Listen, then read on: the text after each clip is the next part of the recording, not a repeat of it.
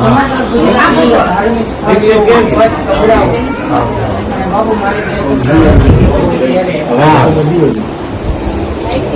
કે શબ્દનો કોઈ વર્ણન નથી કરી શકતો. કારણ કે હું અત્યારે બાબુ તમે અત્યારે ભરતભાઈ ના આંગણે આવ્યો. ભરતભાઈ મારા મોટા ભાઈ તરીકે, કારણ કે હું વર્ષથી વ્યક્તિ છું અને ભરતભાઈ મારી આંખો બની અને મારી મદદ કરી છે. કારણ કે આજ ભરતભાઈ ના આંગણે એટલે કે મારા આંગણે ભરતભાઈ ને ખુશી છે ને એથી વિશેષ મારા હૃદય ની અંદર ખુશી છે. તમે આજ અમારા આંગણે એટલે આજે ખરેખર બાપુ કહેવાય ને કે મને કેવા મોગલે ખરેખર સત કહેવાય ને કે દર્શન રૂબરૂપ દીધા.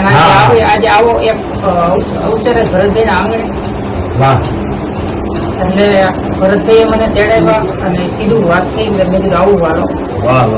અને ભરતભાઈ મારા કોઈ પણ કાર્ય હોય કોઈ પણ મદદની જરૂર હોય તો હર હંમેશાની માટે નિસ્વાર્થ ભાવે મને સાથ દીધો છે. એટલે એનો ઉપકાર તો જેટલો માનો ને એટલો ઓછો પડે બાપુ. જે સત્ય ને જે સત્ય છે ને એ આજે રજૂ કરવા આવ્યું. આયર છે આયર નું સંતાન છે ને માઈ ગાંગલું નો આયર છે ને દીકરા દેવા વાળી કોમ છે. સમજી ગયા? આજે રાત દીધા ને આયરો દીધા છે બેટા. વાહ વાહ બાપુ ને કઈ સંભળાય હવે બક્ષીસ આપી બાપુ થોડી કુદરત રીતે કુદરત કેવાય ને કે કઈક ખોટ લઈ લે કઈક કદાચ કઈક આપણો અવયવ અંગ લઈ લે તો પણ સામે એની બધી ઘણી બધી બક્ષીસ આપી દેતો હોય. એટલે એ રજૂ કરવું એટલે ભરતભાઈ ના આજે આંગણે મારી ખુશી છે. એટલે આજ ખરેખર આમ કેવાય ને કે બક્ષીસ આજ રજૂ કરવા માટે ભરતભાઈ બોલાવ્યો. આજે આજે તમને બક્ષીસ સંભળાવું એટલે કે પેલા કોયલના શરૂઆત કરીએ. કોઈ અવાજ આજે સંભળાવું તમે.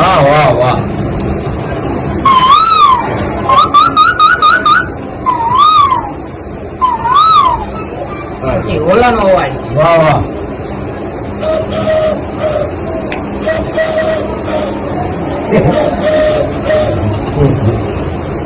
પછી ભરતભાઈ ને ગમતું ડીજે નો અવાજ.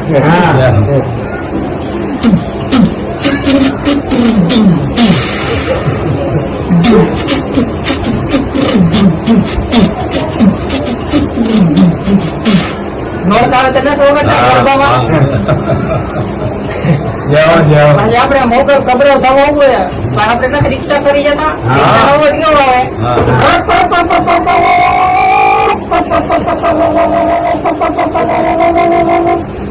પછી કદાચ કોઈ બીજા રાજ્યમાં બીજા દેશમાં તો ટ્રેન માં આવે રેલગાડીમાં રેલગાડી નો અવાજ તમને સમજાવું.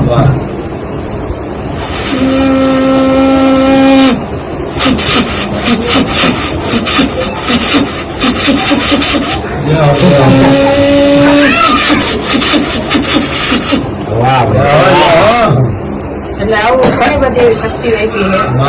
માની કૃપા ખેપ તો કરે ને રોશની ખેંચી લીધી છે પણ એને જીવવા માટે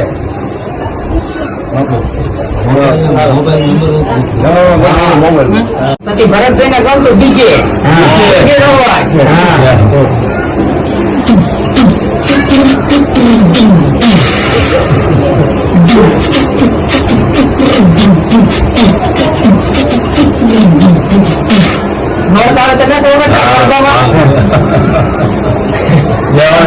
આપડે મોકલ કબરે થવા હોય પણ આપડે રિક્ષા કરી જતા અવાજ કેવો આવે.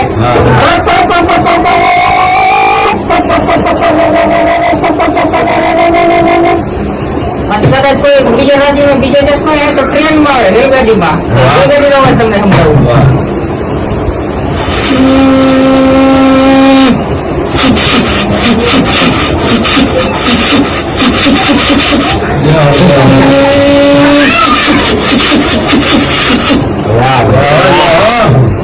એટલે આવું ઘણી બધી એવી શક્તિ આપી છે. માની કૃપા ખેપ તો કરે ને